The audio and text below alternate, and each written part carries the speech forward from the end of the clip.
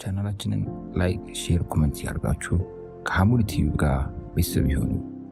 ሰላም የሐሙድ ቲዩብ ተከታታዮች፣ ዛሬ ደግሞ በከተማችን አዲስ ነገር አለ ተብለን በተለይም ደግሞ የንግድ ሱቅ በመሃል ከተማ ስትፈልጉ ለነበራችሁ ሰዎች አዲስ ነገር አለ ተብለን ወደ አኮያ ፕሮፐርቲስ ጎራ ብለናል። እስቲ ያለውን ነገር አብረን እንከታተል። ሰላም እንዴት ነህ? እንኳን ደህና መጣሽ። እንኳን ደህና ቆየህ። አመሰግናለሁ። እሺ ራስህን ብታስተዋውቅልን በመጀመሪያ። እሺ ስለመጣችሁ ደስ ብሎናል እና አመሰግናለን ስለጎበኛችሁን። ኤርሚያስ እባላለሁ በአኮያ ፕሮፐርቲ ውስጥ የሴልስ ማናጀር ነኝ። ኦኬ እሺ መልካም። እስቲ አኮያ ማን ነው የሚለውን ስለ አኮያ በተወሰነ ዲቴይሉን ብትነግረን። ጥሩ። አይ ቲንክ አኮያ አዲስ አይነት ስም ነው። ሆፕፉሊ አንቺም አዲስ ሆኖ ብቻ ሰምቻለሁ። ትክክል። አዎ ኖርማሊ ቃሉን የወሰድነው ከጃፓን ነው። አኮያ ፐርል የሚባል የእንቁ አይነት ነው። ዓለማችን ላይ ካሉ በጣም ውድ ከሚባሉ እንቁ አይነቶች መካከል ነው። በጃፓን አካባቢ የሚገኝ ነው። ይሄ የእንቁ አይነት በጣም ውድ፣ በቀላሉ ሊገኝ የማይችል ዘመናዊነት ወይ ለግዜርነትን የሚገልጽ ነው። ስለዚህ ይህንን ኮንሰፕት ወስደን ነው እኛ ራሳችን አኮያ ብለን የሰየምነው ማለት ነው። አኮያ እንግዲህ ትልቅ የሆነ የቢዝነስ ግሩፕ ነው። ከ13 ዓመት በላይ የቆየ የቢዝነስ ግሩፕ ሲሆን በስሩም ወደ 6 የሚሆኑ እህት ኩባንያዎች አሉት። የመጀመሪያው አኮያ ሞተርስ የሚባል በአውቶሞቲቭ ሴክተር ላይ የተሰማራ መኪኖችን በማስመጣት ለገበያ በማቅረብ የሚታወቅ ድርጅት ሲሆን እስካሁን ድረስ ከ20 ሺህ በላይ መኪኖችን ለደንበኞች አቅርበናል። ቶዮታ ቪትስ፣ ቶዮታ ፕላትስ ወደ ከተማችን ሲገቡ ከመጀመሪያ ካስገቡት መካከል ውስጥ እንገኛለን ማለት ነው። ከሱ ቀጥሎ ደግሞ ሌላ ትልቁ ቢዝነሳችን ኤክስፖርት ላይ ነው የምንገኘው። አኮያ ኤክስፖርት በሚል ድርጅት ስር ቡናን፣ የቅባት እህሎችን በስፋት ኤክስፖርት በደንብ እናደርጋለን። ከዚሁ ከኤክስፖርቱ ደግሞ ተነጥሎ ወጥቶ ለብቻው አኮያ ኮፊ ብሎ ኤክስፖርቱ ለብቻ እያከናወነው እንገኛለን። ዱባይ ላይ ትልቅ የኮፊ ሾፕ አለን። እንዲሁም ከተማችን ላይ በቅርቡ የምንጀምራቸው ኮፊ ሾፖች ይኖራሉ። በአኮያ ኮፊ ስር ሲዳማ ላይ ትልቅ የሆነ የቡና እርሻ አለን። ዋና የኤክስፖርት መዳረሻችን ኤዥያ እና ዱባይ ማርኬት ላይ ነው በስፋት የምናቀርበው። ከዚህ በተጨማሪ ደግሞ ቀጥሎ የመጣው ዛሬ አንቺ የመጣሽበት አኮያ ፕሮፐርቲስ ነው ማለት ነው። አኮያ ፕሮፐርቲስ ኦልሞስት ላለፉት 5 ዓመታት ያክል ጊዜ ቆይቷል። በእነዚህ 5 ዓመታት ጊዜ ውስጥ ጥሩ የሚባሉ ፕሮጀክቶችን አስረክበናል። ወደ 3 የሚሆኑ ፕሮጀክቶችን በስፋት በጥራት ሰርተን በደንብ አስረክበናል ማለት ነው። ከዛ በመቀጠል አኮያ ቱር ኤንድ ትራቭል ደግሞ በማስጎብኘት አገልግሎት ላይ የተሰማራ የአስጎብኚ ድርጅት አለን። እንዲሁም የመጨረሻውና ለአኮያ ፕሮፐርቲ በተለየ መልኩ ደግሞ ትልቅ የጀርባ አጥንት የሆነ ካምፓኒም አለን። ኢኒያስ ኮንስትራክሽን የሚባል ደረጃን ኮንስትራክሽን ካምፓኒ ነው። ሙሉ ፕሮጀክቶቻችንን በሱ ነው የምንሰራው በራሳችን ማለት ነው። አኮያ እንግዲህ የነዚህ 6 ትላልቅ ካምፓኒዎች ስብስብ ነው ማለት ነው። ስለዚህ አኮያ ግሩፕ በሚለው ብንይዘው እንችላለን ማለት ነው። በዙ መያዝ እንችላለን። በጣም አሪፍ። እስቲ አሁን ላይ ያሉት ፕሮጀክቶቻችሁ የት አካባቢ እንደሚገኙና በምን አይነት ደረጃ ላይ እንዳሉ ብትነግረን። ጥሩ። ቅድም እንደገለጽኩልሽ ኦልሬዲ ሪቴል ሴክተሩ ላይ ከገባን ወደ 5 ዓመታትን አስቆጥረናል። በእነዚህ አጭር ጊዜ ውስጥ 3 ፕሮጀክቶችን ነው ዴሊቨር ያደረግነው። የመጀመሪያው ቦሌ ደንበል ጀርባ ጋር የሚገኝ G+9 ሬዚደንሻል አፓርትመንት ነው። ኦልሬዲ ደንበኞች ተረክበው ገብተው እየኖሩበት ያለ አፓርትመንታችን ነው። ሁለቱ ደግሞ የሚገኙት ፒያሳ ሞናርክ ሆቴል ከቴዎድሮስ አደባባይ ወደ ቤተመንግስት በሚወስዱ መንገድ ከሞናርክ ሆቴል ጀርባ ጋር ሆቴል ስታንዳርድ የሆኑ አፓርትመንቶችን G+16 እና G+9 የመኖሪያ አፓርትመንቶችን የመዋኛ ገንዳ፣ ጂም፣ ስፓ ያላቸው ሆቴል ስታንዳርድ የሆኑ አፓርትመንቶችን እነዚህ 3 ፕሮጀክቶች አስረክበናል። በጣም አሪፍ። ምናልባት ያው እንግዲህ ከዚህ ቀደም ሰምቼው አላውቅም። እነዚህ ጂም፣ ስፓ የመሳሰሉትን አገልግሎቶችንም ያካተቱ ናቸው ማለት ነው። በጣም አሪፍ። እስቲ ምናልባት አሁን ላይ አቬለብል የሆኑ አሁን ላይ ያሉ ፕሮጀክቶች ውስጥ ምን አሏችሁ? በአፓርትመንትም ደረጃ ሊሆን ይችላል፣ በሱቅም ደረጃ ሊሆን ይችላል። የት አካባቢ አላችሁ ሌሎች ፕሮጀክቶች? ዋጋቸውንም በዛው ጠቀስ አድርገህ ብትነግረን። ጥሩ። አሁን ላይ እንግዲህ 4 ፕሮጀክቶችን በሽያጭ ላይ እንገኛለን። እንዲሁም በፍጥነት ባለው የግንባታ ሂደት ላይ ነው የምንገኘው። የመጀመሪያው ሳሬም ሆቴል ጀርባ ከፒያሳ ወደ አዲስ ገበያ መንገድ ሰሜን ማዘጋጃ አካባቢ ጋር የሚገኝ G+17 በተመሳሳይ ሆቴል ስታንዳርድ አፓርትመንት ነው። በነገራችን ላይ እዚህ ፒያሳ ላይ ካስረከብናቸው ሳይቶች በኋላ አሁን ላይ እየሰራን ያላቸው አፓርትመንቶች ሁሉም በሆቴል ስታንዳርድ ደረጃ ነው ያሉት። which means ከኖርማል አፓርትመንቶች ወይም ስታንዳርድ ከምንላቸው አንድ ወደ ላይ ከፍ ያሉ ናቸው። ሆቴል ስታንዳርድ የሚለው የያዙ ናቸው ማለት ነው። በተመሳሳይ መልኩ ይሄኛው የመዋኛ ገንዳ ጂም እና ስፓ ያለው ከባለ 1 እስከ ባለ 3 መኝታ ያለው አፓርትመንታችን ነው። አሁን ላይ ግንባታ ሂደቱ 7ኛ ወለል ላይ ደርሷል። እጅግ አጭር በሆነ ጊዜ ኦልሞስት 8 ወራችን ጊዜ ነው እዚህ ላይ ስንደርስ። 2 ፓርኪንግ አለው። በተጨማሪ ከሁለቱ ፓርኪንግ 2 ተጨማሪ ግራውንድ እና ፈርስት ፍሎር ፓርኪንግ ያሉት ሆቴል ስታንዳርድ አፓርትመንት ሰሜን ማዘጋጃ የሚገኘው ሳይታችን ይሄ መጀመሪያው ነው። ሁለተኛው ደግሞ ሳር ቤት ከካናዳ ኤምባሲ አጠገብ የሚገኘው ከተማችን ላይም ሆነ በሀገራችን የመጀመሪያው የሆነው በዲዛይኑ ማለት ነው። ይሄኛውም ሆቴል ስታንዳርድ አፓርትመንት ነው። ከሆቴል ስታንዳርድ አፓርትመንትም ከፍ ብሎ ስማርት ሌክዠሪ የሚባለውን ስታንዳርድ የያዘ ነው። ስማርት ሌክዠሪ ሆቴል ስታንዳርድ አፓርትመንት ነው ማለት ነው። G+31 የመኖሪያ አፓርትመንት ሲሆን ከ15 በላይ አሚኒቲዎችን የያዘ ዘመናዊ አፓርትመንት ነው። እዚህ ላይም በተመሳሳይ መልኩ ከባለ 1 እስከ ባለ 3 መኝታ ቤቶች ይኖሩታል። በነገራችን ላይ ይሄኛው ሳይታችን አንድ ካለው ዩኒክነስ አንጻር ዘንድሮ በተካሄደው ኢትዮ ሪል ስቴት አዋርድ ላይ ይሄን እዚህ ጋር የምታዩን ዋንጫ በልዩ ዲዛይን የመጀመሪያው ተሸላሚ ነን። ያሸነፍንበት ዲዛይናችን ነው።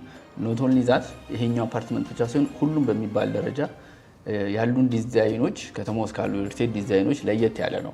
ሞር ኦፍ አኗኗር ስታይልን በደንብ ኮንሲደር ያደረጉ ናቸው። በዛ ምክንያት የተሸለምንበት ዋንጫ ነው ማለት ነው። ይሄና የመጀመሪያ አዋርድ ነው አይደለ? ይመስለኛል ደግሞ ትክክል። አዎ የመጀመሪያ አዋርዳችንም ነው። ፕላስ ሪል ስቴት አዋርዱም ሲዘጋጅ ለመጀመሪያ ጊዜ ነው። የመጀመሪያም ተሸላሚዎች ነን ማለት ነው።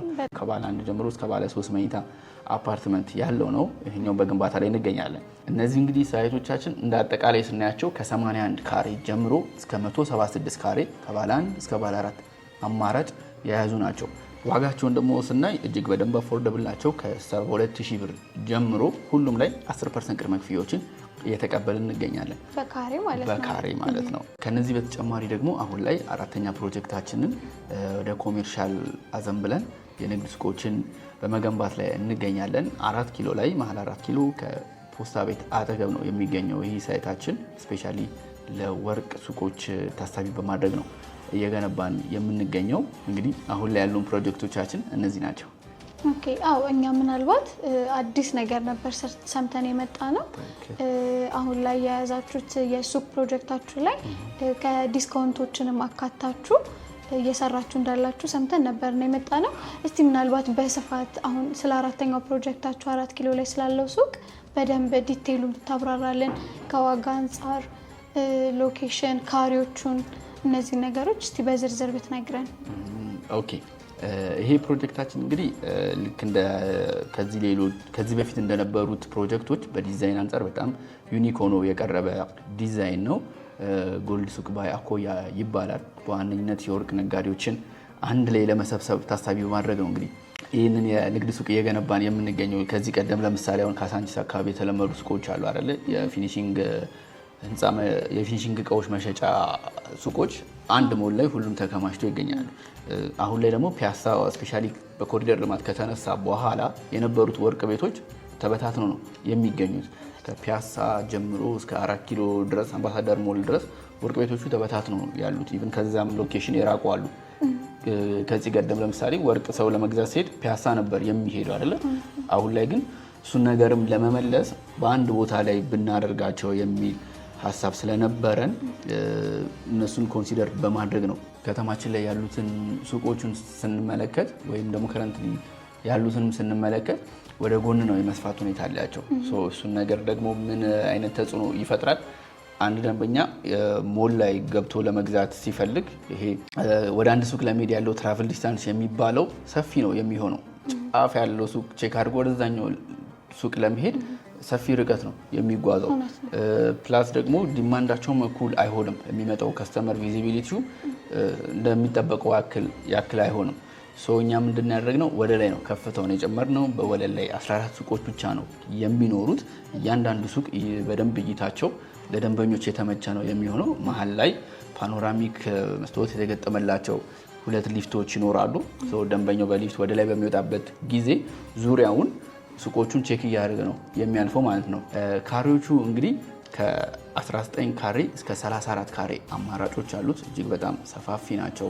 እነዚህ ሱቆች ለሚፈለገው ያክል ፐርፐስ መሆን ይችላሉ።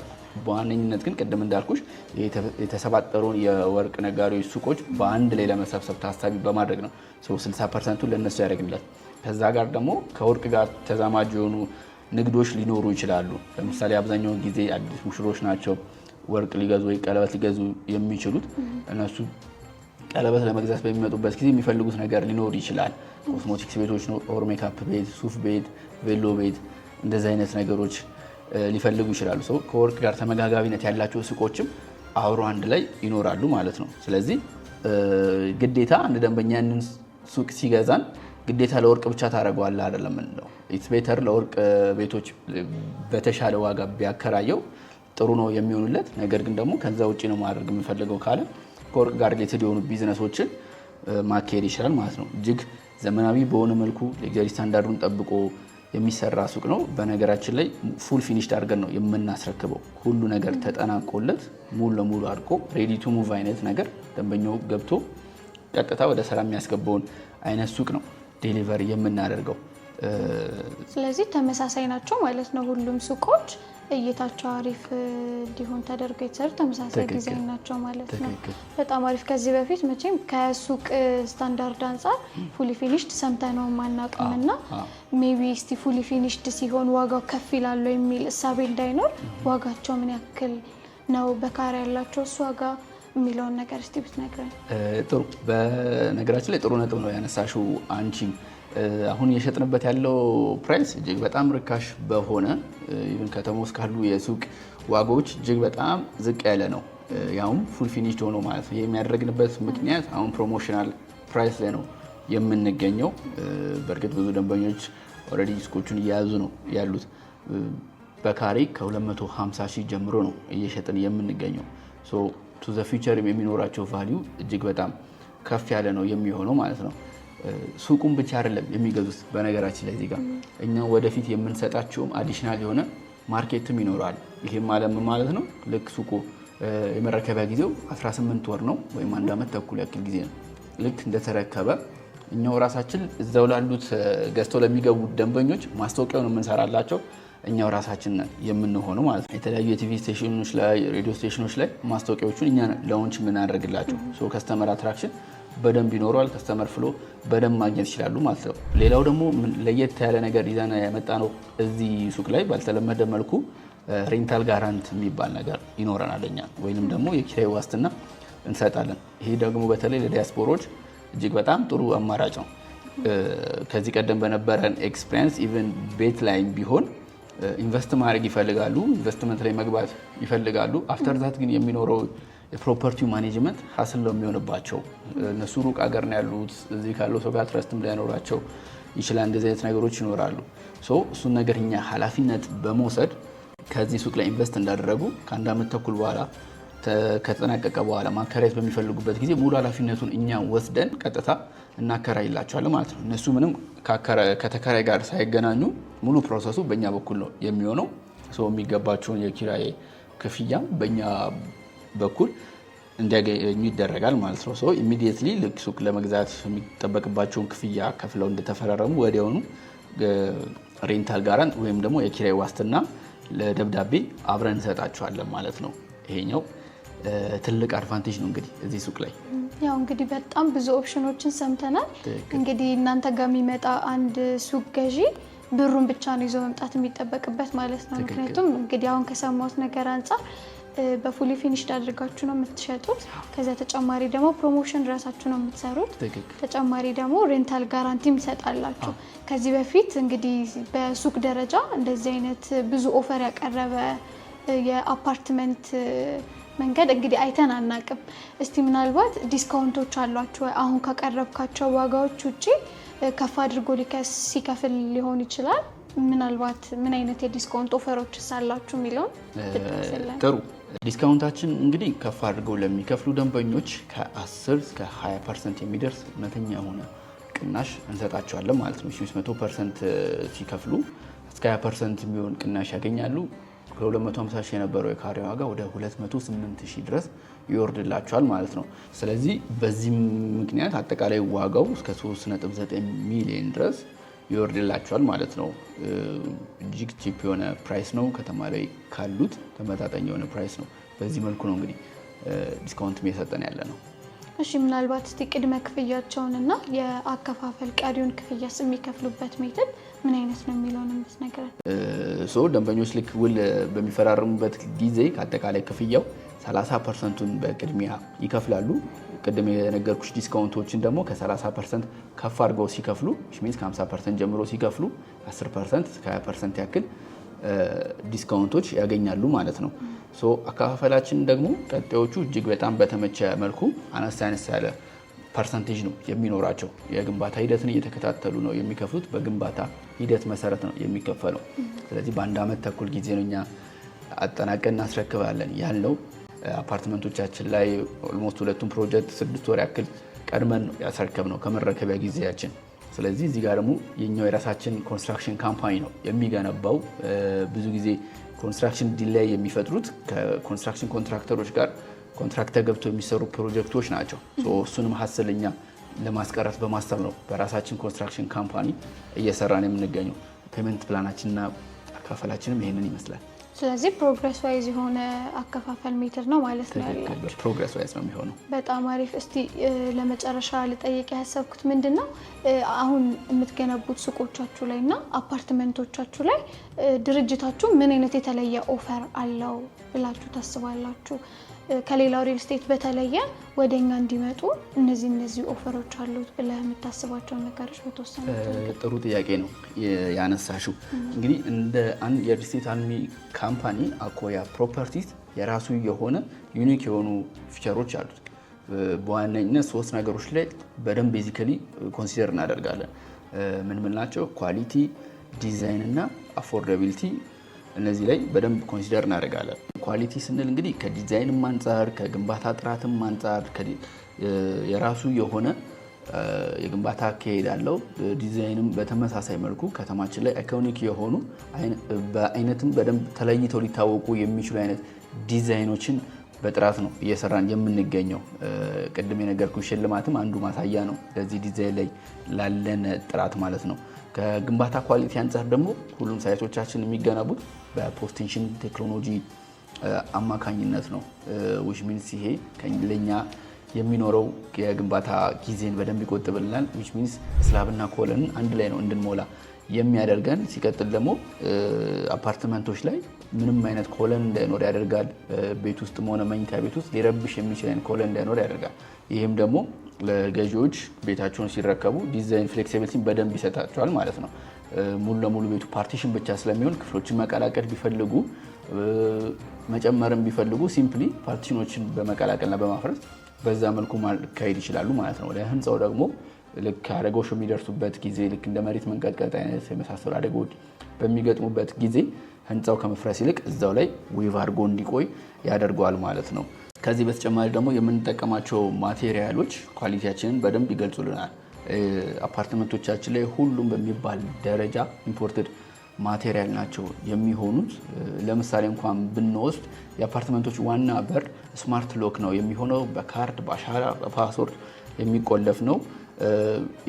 የመጸዳጃ ቤት በሮቻችን ዋተር ፕሩፍ የሆኑ በሮች ናቸው የሚሆኑት።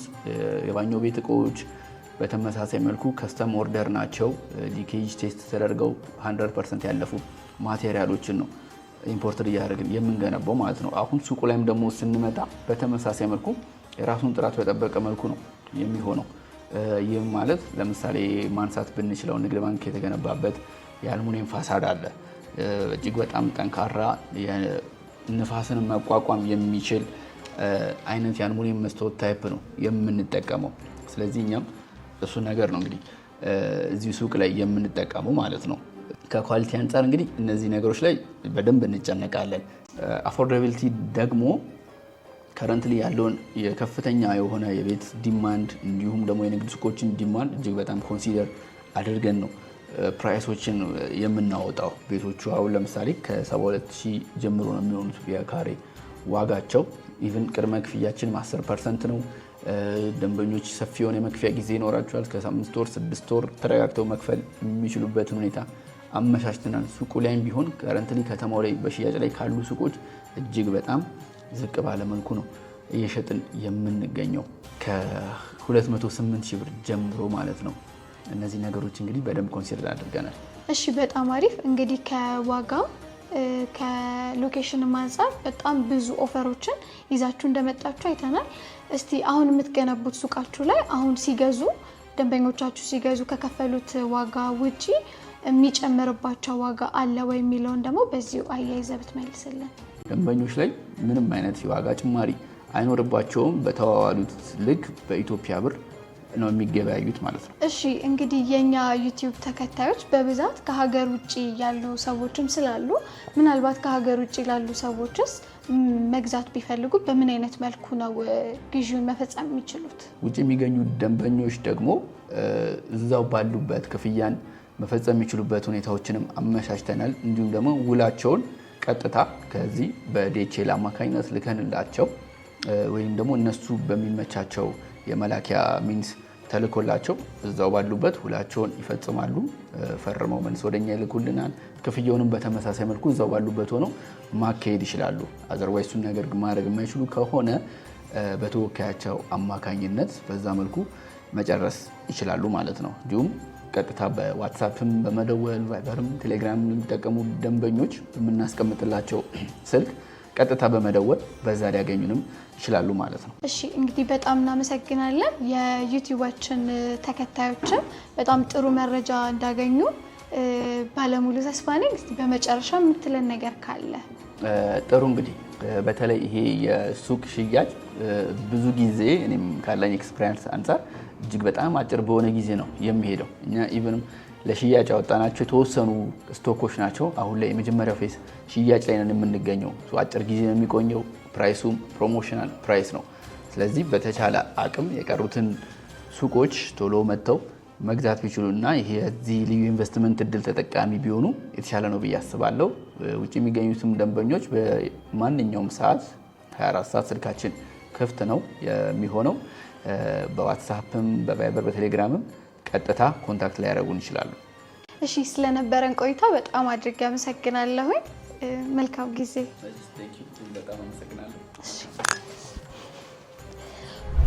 ውድ ሀሙድ ዩቲዩብ ቤተሰቦቻችን እንግዲህ በዛሬው በአኮያ ፕሮፐርቲስ ቆይታችን ጥሩ መረጃ እንዳገኛችሁ ተስፋ እናደርጋለን። በተለይም ደግሞ የንግድ ሱቅ አማራጭ ስትፈልጉ ለነበራችሁ ሰዎች ጥሩ መረጃ ደርሷችኋል ብለን ተስፋ እናደርጋለን። ፔጃችንን ሰብስክራይብ ማድረጋችሁን አትርሱ። የሱቆቹ መረጃ ለማግኘት ደግሞ ከታች ያስቀመጥንላችሁ ስልክ ቁጥሮች መጠቀም ትችላላችሁ። መልካም ጊዜ።